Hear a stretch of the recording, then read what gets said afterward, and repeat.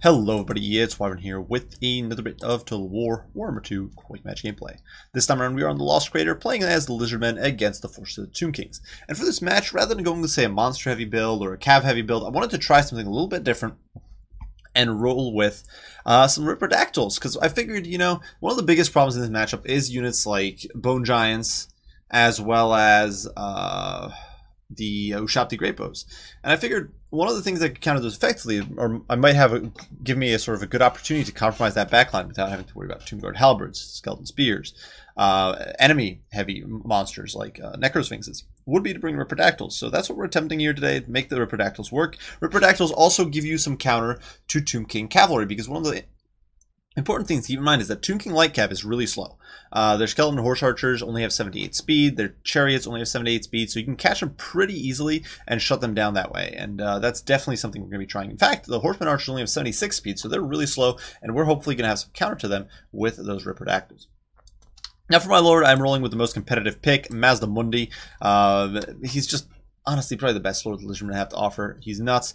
One of the cool things is that with Sunburst Standard of Haxoatl plus the Star Chamber Guardians, we're going to have a lot of resistance. We're going to have 27% missile resist plus 15% physical resist. Makes us very tanky against Ushapti Great Bows, which are a popular pick in this match. Rare Arcane Conduit gives us good Winds of Magic. We do have Harmonic Convergence for the buffs. Curse of the Midnight Wind to debuff enemy troops. Make especially units like Tomb Guard a little more vulnerable, especially Tarsaris Warriors. Apotheosis for the heals, a shield, banishment, and the ruination of cities. So both of our bound spells, very potent stuff. Potentially nuking some Tomb King blobs. To support him, we do have two Sar Scarvets. These guys are mounted on cold ones and only have a potion of strength. Obviously, not much reason to bring the Plaque of Dominion, which provides a -8 leadership debuff. It's just not really valuable against skeletons, especially with the fact that crumbling doesn't do much nowadays. But they're a very potent anti-large force. They've got a bonus for large of 30, a solid weapon strength at 400, better than, say, a High Elf Noble, 100 armor, bronze shield, okay mobility, certainly not top tier, but something, 52 charge bonus, all that. And with the potion of strength especially, they'll be hitting like trucks. For our front line, we do have the Star Chamber Guardians, who are absolutely beasts in this match, especially with Mazdamundi nearby. They're going to be able to mulch anything Tomb Kings put against them, including, I believe, the Kepler Guard. Alongside them, two Star Warriors with shields. Not much to be said for these guys. They are good enough to fight Tomb Guard, and they'll do exceedingly well against lower tier Tomb King troops. And on the flank to give us more width is a bunch of skinks, because what I was anticipating my opponent to do was bring a Doom Box with guns, or, well, with big bows, because that's kind of what Tomb Kings tend to do. In the back, we do have the Colossanon Hunters as well as Ripperdactyls, and these guys are already looking for an escape because my opponent has a lot of mobile shooting on the field. For his lord, he's rolling with Cetra the Imperishable, mounted on a War Sphinx. Bit of an oddball choice. I feel like a horse might be better for the anti-large, but he'll be able to crump some infantry this way. He's got some good spell selection. Joff's Incantation of Cursed Blades, Sacrament's Skullstorm, the Incantation of Protection grants some crazy physical resist. And then he also does have some items. His Wrathful Draw, he's got the Blessed Blade of Draw, great blind and debuff to enemy troops. And he also does have Unyielding Will, which unfortunately doesn't affect him. It's one of those rare buffs that only affects nearby troops. But hey, +5/+5 is very solid, especially in 55-meter aura. He also does have his Curse, as well as the Lord of Nakar passive, so he'll be able to heal the Skelly Trash pretty effectively. Besides that, to fulfill my opponent's front line role, he does have a bunch of Skeleton Spears backed by a bunch of Tomb Guard. And Tomb Guard, actually those are just skeletons, but he's got Tomb Guard here and Tomb Guard Halberds over there. Decent enough unit against the Saurus. They will definitely not hold up well to the Star Chamber Guardians. But to help against that infantry, we do of course have Cetra himself, as well as Skeleton Archer Chariots, two Nehekar Horsemen, and there are also two Skeleton Horsemen Archers to harass. Finally, for backline defense, Necropolis Knight with Halberds. There isn't really much of backline, but they give you some good mobile anti-large. And we also do have the Eyes of Desert Sepulchral Stalkers. So two pretty unconventional builds here. And we're going to be going at it. Immediately, though, I'm trying to escape with the Ripperdactyls. And as my opponent flexes around here with his cavalry, we're going to be pursuing them, looking to pincer them in. And you can already see Mazdamundi is booking it over here alongside his Cold One mounted Star Scarvets, looking to get in on these guys. Because Necron Horsemen only 78 speed. So if I can get a charge off, I'll be able to close the distance.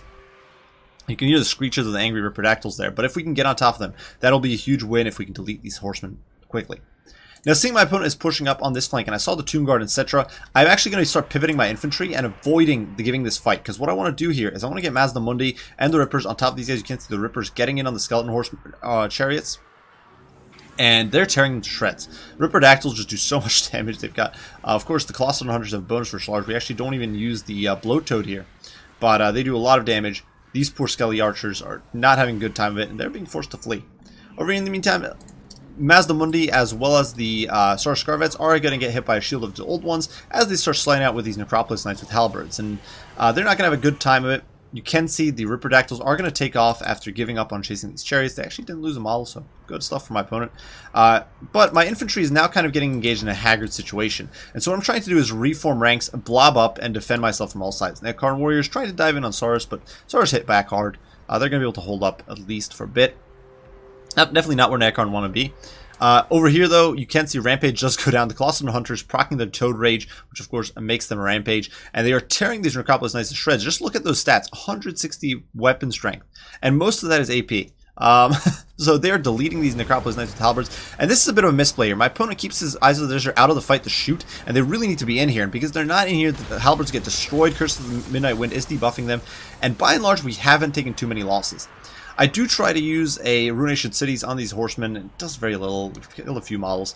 But now we are going to plow into the Eyes of the Desert and start swarming them. And we're just kind of shrugging off this fire over here. In the meantime, my infantry is winning the front line fight. Skinks beating down the skeletons. Incantation of the Skullstorm does go down, but we just have so much mass. The thing is, Saurus Warriors have a lot of mass. They have a lot of stopping power. They can slow this cab down very effectively. Sure, they might not always be killing them, but they're bogging them down. And the Temple Guard here is just going to hold for days. They're barely taking a scratch. They are just murderizing these skeleton spears, and it will continue to do so. Banishment, in the meantime, deleting these skeleton horseman archers. And one of the big problems here, my opponent doesn't have his Tomb Guard in the fight anywhere. Tomb Guard is not here fighting my Saurus. It's not out here helping deal with my monsters. And my opponent has already lost or almost lost his mobile anti-large gore. We are going to start healing some of the troops here. Apotheosis went down on the Colossodon Hunters, keeping them in okay shape. Keep in mind, these guys have very low starting HP. It's only 4,000, so they're not the tankiest unit by far. Mazdamundi, in the meantime, kind of laughing off these Skeleton Horseman Archers, making them crumble. Unfortunately, not able to shatter them and make them fall apart completely, but definitely putting them in the gutter. The Star Scarvets, in the meantime, falling back to help deal with Cetra, because Cetra here is spamming, well, he's not spamming some spells, but we're actually dropping a spell there. So Curse of the Midnight Wind does go down, debuffs these troops a bunch. The Stars anchoring things here, and over here, these Stars got buffed with a Cold-Blooded because they were on the verge of routing, but with that buff, they're going to be able to stick around, and in come the Ripperdactyls, diving in, just delivering a terrifying charge here against these Nekarn Horsemen, and they're going to be able to do a lot. Like we mentioned before, that weapon strength is insane. They're able to just tear these guys to shreds. They're now getting pincered here and losing a lot of HP. Drops Incantation of Cursed Blades does buff them up, but holy hell, they're debuffed a lot by that Curse of the Midnight Wind. And the Ripperdactyls go into town. We have lost one Colossodon Hunter because my opponents focused them pretty hard this game. I've been trying to. But you know, it's not enough. In the meantime, Skeleton Horsemen here are crumbling. They do get a heal there, but it's just not going to be enough. In the meantime, these guys are just getting overwhelmed. Nekarn Horsemen almost goners. Chariots are down to 5 models. And the Star Scarvet's now diving in to help clean this guy up. I was trying to get in on top of Cetra, and you can see we popped the push of strength there. There's just too much Skelly trash in the way, and we're not able to do it. Saurus, though, you can see are starting to take a bit of pounding. My opponent's efficient cycle charging is adding up. But unfortunately, these Tomb Guards still sitting here looking pretty, doing absolutely nothing. Same with these halberds. The halberds are finally committing, but by now it's too little too late.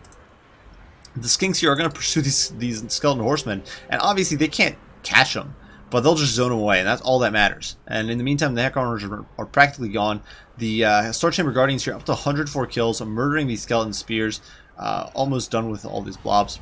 Ushabti Summon does go down, probably to save Cetra from an unfortunate fate against the Star Scarvets.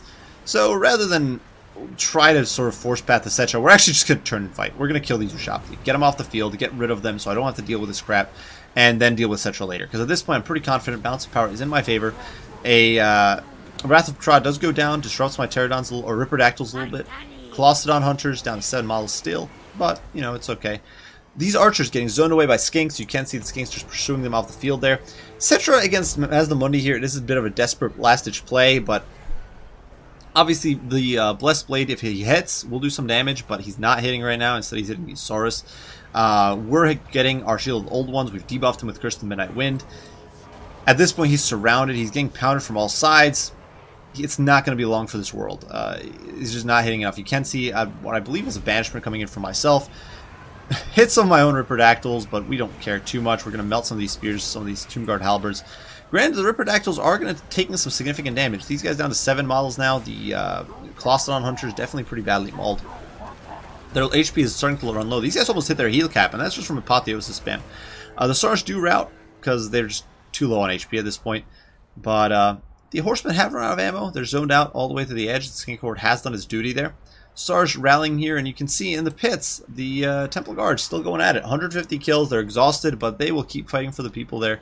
And they're winning. Just look at these guys. They look so epic. Like, look insane. Just swinging around those imbued halberds. We can hear a Ruination City going down as we delete some more infantry.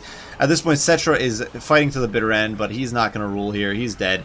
He's surrounded by Star Scarvets. Ripperdactyls closing in. Colossal Hunter's actually lost another model there, but that is going to be GG, all she wrote, as the Tomb King army does crumble into dust. And granting a victory to the Lizards. So, Pyrrhic victory there. No, it was a fun build. I'm not going to say it's necessarily, well, it is an okay build, I think. If you need backline disruption, you've got some good tools. The obviously, Mazdamundi can plow through. The Star Scarvets are decent enough to getting into backline, sort of threading the needle, getting there. Ripperdactyls, of course, great at disrupting backlines. And for a front line, you've got a decent force. You got the Star Chamber Guardians, the Double Swords, definitely a solid buff bunch there. Skink Hordes, not great, but they'll trade okay into skeletons. And more importantly, they can swarm your opponent. You can just oversaturate them, bog down their infantry with your own cheap infantry. And that frees up your elite killers here to really get on top of the enemy monsters. Now, for my opponent, it was a bit of an oddball build, I think, from the one Sanchez brought here. Not necessarily unworkable, I think. I do think there was a bit of a lack of anti-large. There were only 2 anti-large units really on the field. Cetra, in a pinch, could do something, but still difficult, honestly, on his big mount. The War Sphinx just isn't really cut out for that. You want to bring him on a horse if you want the anti-large.